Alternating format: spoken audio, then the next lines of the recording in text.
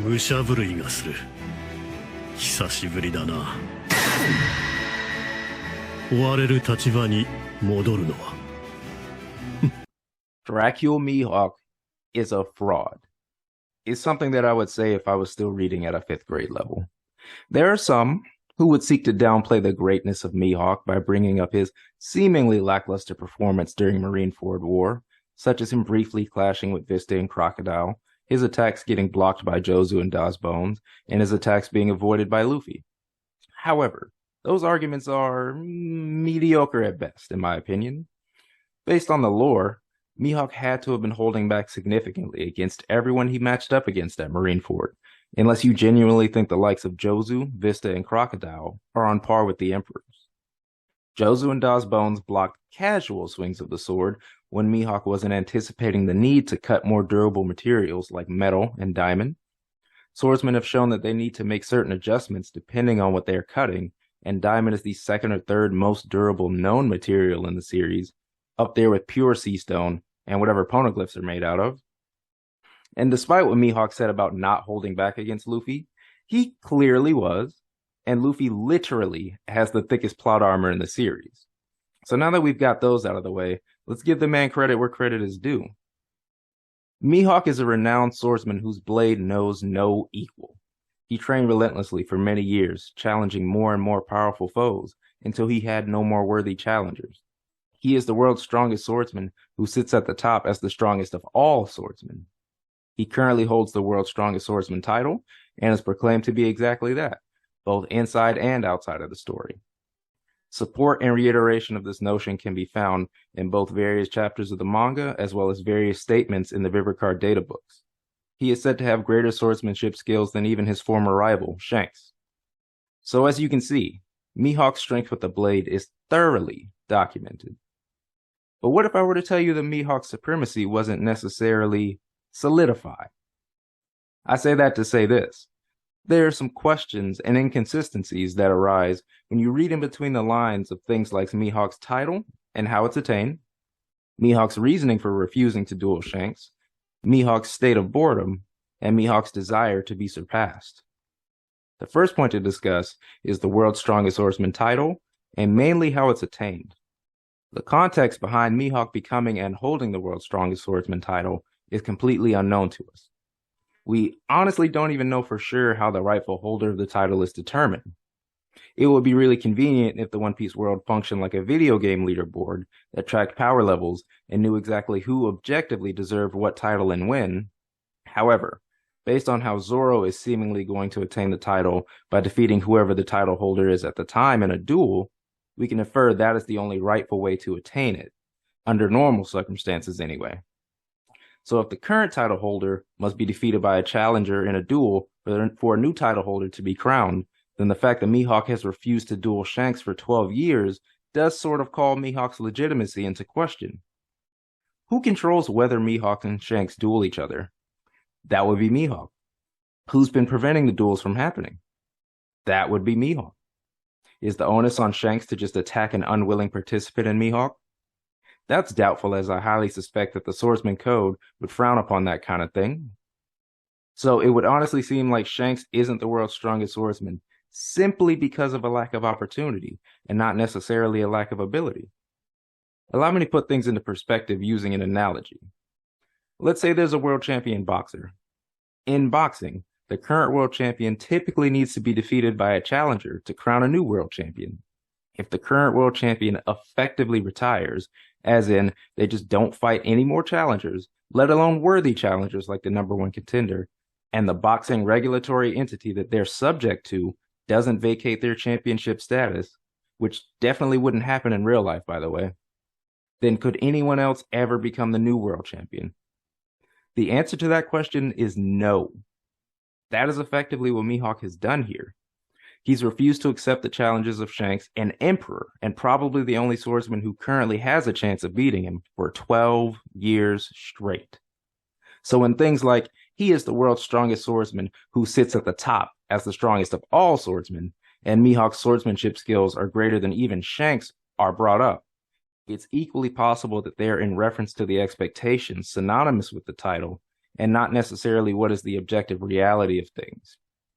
It could honestly be argued that Mihawk has been ducking Shanks for years and might just have the title by default at this point. The next point to discuss is Mihawk's reasoning for refusing to duel Shanks, which is a bit flimsy in my opinion. According to Mihawk, he lost interest in dueling Shanks after the loss of Shanks' sword arm in the East Blue. So let's examine the possible reasons for that loss of interest. I would surmise that either Mihawk believes Shanks became too weak to duel after losing his sword arm, or Mihawk's honor and adherence to the values of the Swordsman Code won't allow him to duel a one-armed swordsman.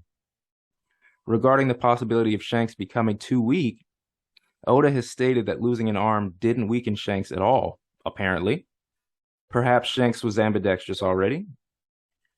But even if Shanks weren't ambidextrous and losing his arm did weaken him, he went on to become an emperor 6 years later and has remained an emperor for 6 years still, which suggests that he likely got even stronger after the loss of limb, to the point that he's one of the strongest people on the planet.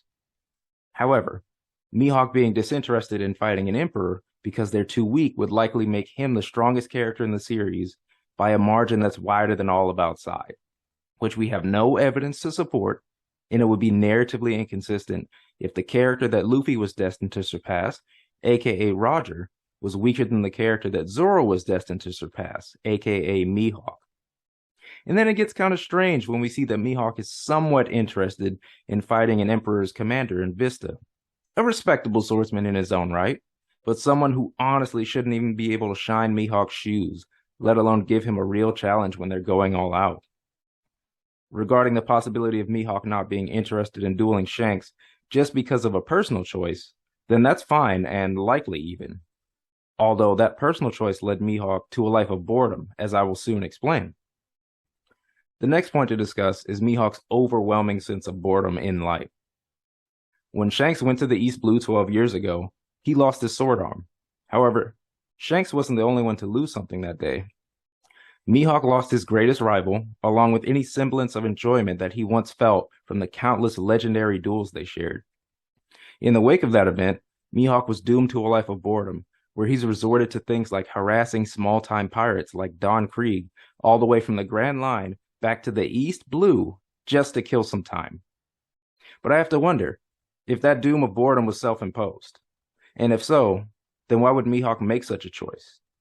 Shanks has made it abundantly clear that he's been ready and willing to duel Mihawk at just about any time, needing only the space and opportunity. The final point to discuss is Mihawk's desire to be surpassed. He looks forward to the day a swordsman will emerge to surpass even his former rival, red-haired Shanks. That was an excerpt from the Vivarkar databooks, which I'm sure many people would use to argue that Shanks is definitively inferior to Mihawk.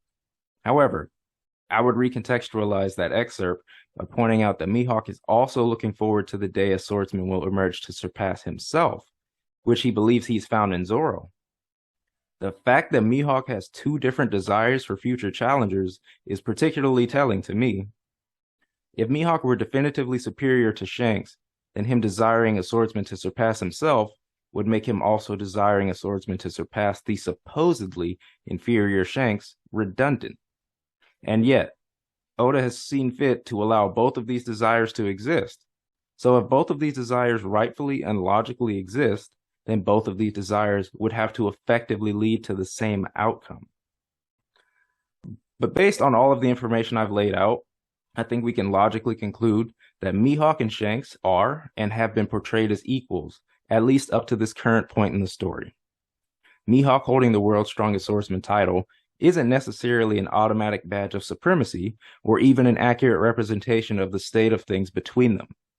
There are points in favor of both sides of the discussion, but for me personally, I'm not someone who believes in ties and being equals unless it's been explicitly stated or shown. So if I had to declare one of them the strongest, then it would be Shanks because of the sheer amount of doubt that can be cast on Mihawk's side of the discussion. Now, I'm not saying that Mihawk should be stripped of his title or anything, but I do think an asterisk needs to be applied to it. So after hearing what I've had to say, I wouldn't really be surprised if many of you believe me to have some kind of a Shanks agenda and are typing very furiously right now to downplay Shanks. Things like Blackbeard scarring Shanks before he had a devil fruit, or Shanks losing his arm to the Lord of the Coast, are at the top of the list that comes to mind. However, those arguments can be easily countered. There's a 12-year time frame between the last time we saw Shanks without the scar and the first time we saw him with the scar. So we have no idea when exactly that happened and how strong Shanks and Blackbeard were at the time. And given that Luffy one-shotted the Lord of the Coast at the very beginning of his pirating journey, we know for a fact that a Shanks who was comparatively much more powerful didn't have to lose his arm unless he chose to. Now, does that choice make a whole lot of sense on Shanks' part? No, not really. But hey, story's got a story sometimes. And I think you'd be surprised to know that I actually prefer Mihawk as a character more. Mihawk's conquistador-inspired aesthetic is like top 5, top 10 drip in the verse, and I find his personality to be more relatable to my own. Shocking revelations, I know. But that's all I've got for y'all today. Those are just my opinions and conclusions that I've reached based on evidence, logic, and reasonable interpretations and assumptions. They're not necessarily facts of the story, but be sure to like the video, but only if you did. Subscribe for more content like this. Comment down below to let me know your stance on the discussion.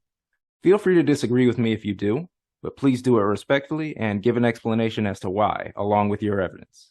Night reigns.